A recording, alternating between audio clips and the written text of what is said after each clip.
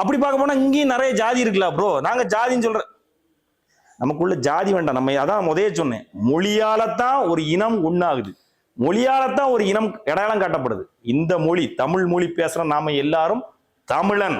நான் தமிழன் ஜாதியை சார்ந்தவன் தைரியமா எப்பவும் சொல்லுவேன். அதே நேரத்துல குலப்பெருமை பேசுறல, நீ உங்க குலம் இப்படி இப்படின்னு பேசலாமா?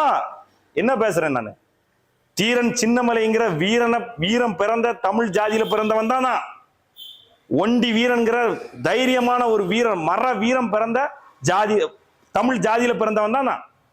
புலித்தேவன்கிற மாவீரன் பிறந்த ஜாதியில பிறந்தவன் தான் நான். அழகுமுத்துக்கோனுங்கிற மா மன்னன் பிறந்த ஜாதியில பிறந்தவன் தான் நான்.